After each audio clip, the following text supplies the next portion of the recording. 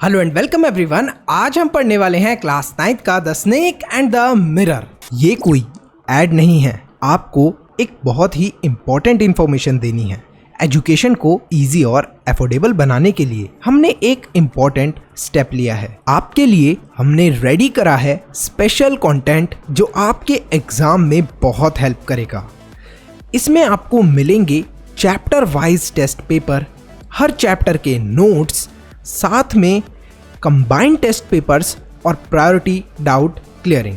इसके साथ साथ और भी बहुत सारे बेनिफिट्स आपको मिलने वाले हैं सिर्फ और सिर्फ 299 के मेंबरशिप प्राइस में। सब्सक्राइब के साथ में ज्वाइन के बटन पे क्लिक करके आपको ये मेंबरशिप परचेज करनी है। ये प्राइस लिमिटेड टाइम के लिए है। अरे वाह भैया, इतने कम प्राइस में इतनी सारी चीजें, मैं तो अभी मेंबर बन जाता हूँ। कहानी शुरू होती है एक डॉक्टर से। डॉक्टर साहब ने अभी अभी जॉब करना शुरू करा है। तो जब भी कोई डॉक्टर जॉब करना शुरू करता है नई नई, तो बोलते हैं कि डॉक्टर ने प्रैक्टिस करना शुरू करा है।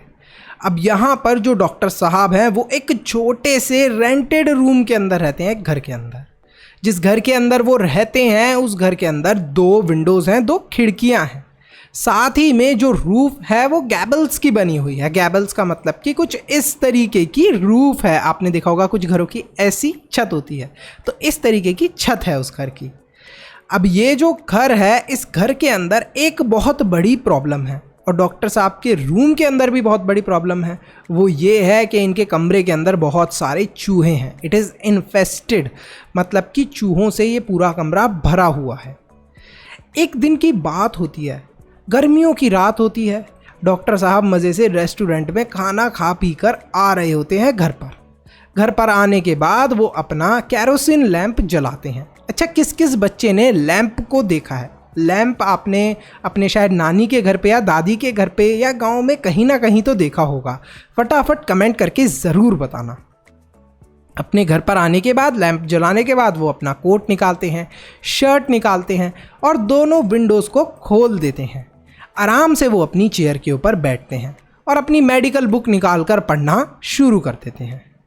पास ही में एक बहुत बड़ा मिरर लगा हुआ था। ये जो मिरर था एक टेबल पे रखा हुआ था। तो डॉक्टर साहब देख रहे थे कि यार गर्मी तो इतनी ज़्यादा हो रही है और मैं सो तो सकता हूँ नहीं, तो क्या करूँ। तो वो अपने आप को मिरर के अंदर देखना शुरू करते हैं। जब वो अपने आप को मिरर के अंदर देख रहे होते हैं तो वो अपने आप को एडमायर करते हैं। बोलते हैं अरे वाह, मैं डॉक्टर हूँ, मैं तो बहुत स्मार्ट हूँ। बोलते हैं कि देखो मैं कितना सुंदर दिखता हूँ। अपने लुक्स को एडमायर करते हैं। बोलते हैं मेरी स्माइल कितनी अच्छी है। और वो ये सोचते हैं कि मुझे है ना अब थोड़ा बहुत प्रेजेंटेबल दिखना चाहिए। प्रेजेंटेबल मतलब थोड़े कपड़े अच्छे पहनने चाहिए, हेयर कट अच्छा कराना चाहिए, क्योंकि मैं इतना स्मार्ट हूँ। तो डॉक्टर को ऐसा लग रहा था। ये चीज़ सोचते सोचते अचानक से ये जो अपनी सेल्फ एडमिरेशन कर रहे थे, अपनी खुद की तारीफ कर रहे थे, मुँह मियाँ मिट्ठू बन रहे थे डॉक्टर साहब, उसके बाद ये सोचने लग जाते हैं अपनी मैरिज के बारे में, शादी के बारे में। वो सोचते हैं कि मैं एक रिच डॉक्टर से शादी करूँगा। साथ ही में मैं क्या करूँगा, जिस भी डॉक्टर को चुनूँगा, मतलब जिस भी औरत से शादी करूँगा वो कैसी होनी चाहिए? वो होनी चाहिए फैट लेडी, मोटी होनी चाहिए।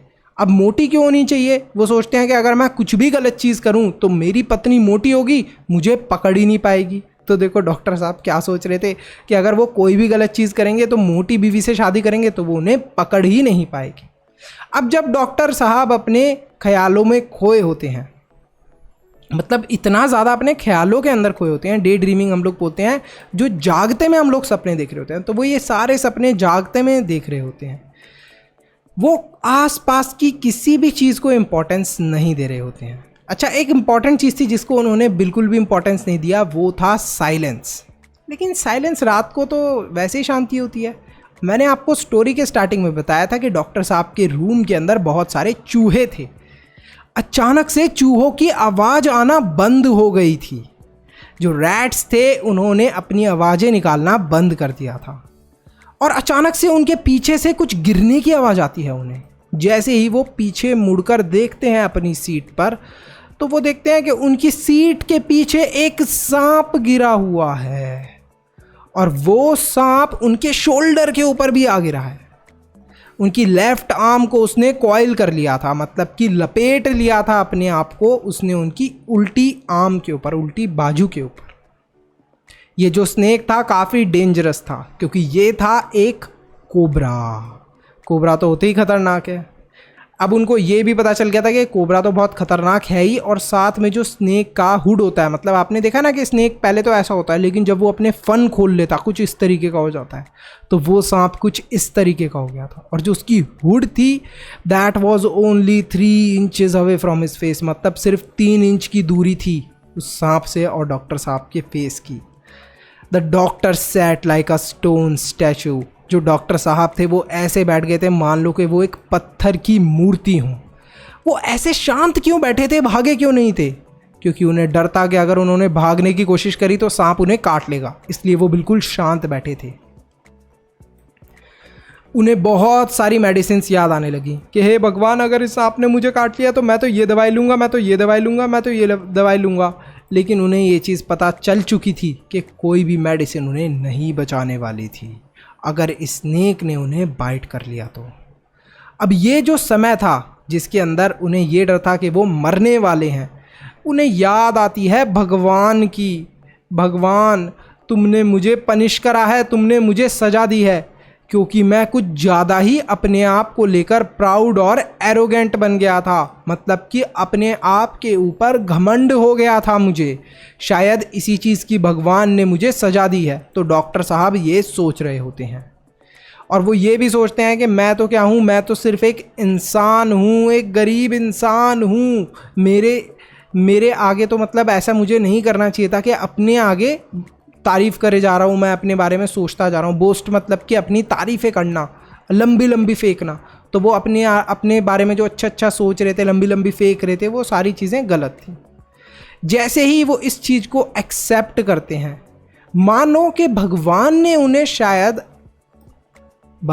शायद उन्हें इस चीज़ का फल दिया है या क्या दिया है, हम लोग कुछ भी नहीं बोल सकते। लेकिन मान लो जैसे ही वो इस चीज़ को सोच रहे होते हैं और एक्सेप्ट कर लेते हैं कि हाँ मेरी गलती है जो मैं अपने आप को इतना ज़्यादा घमंड कर रहा था अपने ऊपर, तभी अचानक से क्या होता है कि स्नेक जो है वहाँ से चले जाता है और टेबल के ऊपर, बिल्कुल टेबल के सामने, मिरर के सामने बैठ जाता है।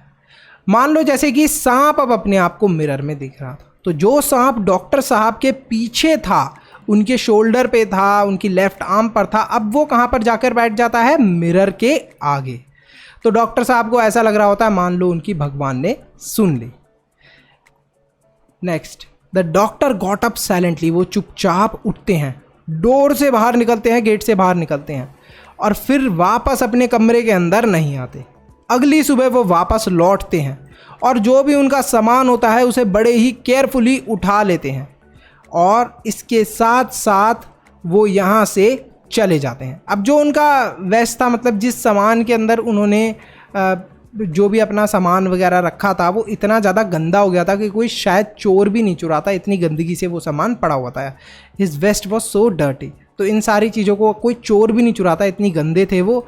लेकिन डॉक्टर फिर अगली सुबह आकर अपने सारे सामान को ले गए। रात भर उनके रूम का डोर खुला रहा होगा, कोई चोर भी आ सकता था। तो यहाँ पर जो हमारा चैप्टर है वो ख़त्म होता है। काफ़ी फनी चैप्टर था।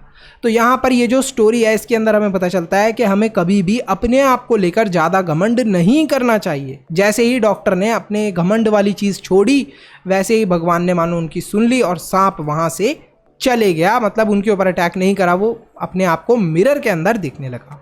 तो यहाँ पर आपके लिए एक क्वेश्चन है कि डॉक्टर साहब कैसी औरत से शादी करना चाहते थे और क्यों करना चाहते थे? मतलब जो उनकी वाइफ थी वो क्यों चाहते थे कि वो कैसी हों, क्या हों? कमेंट करना।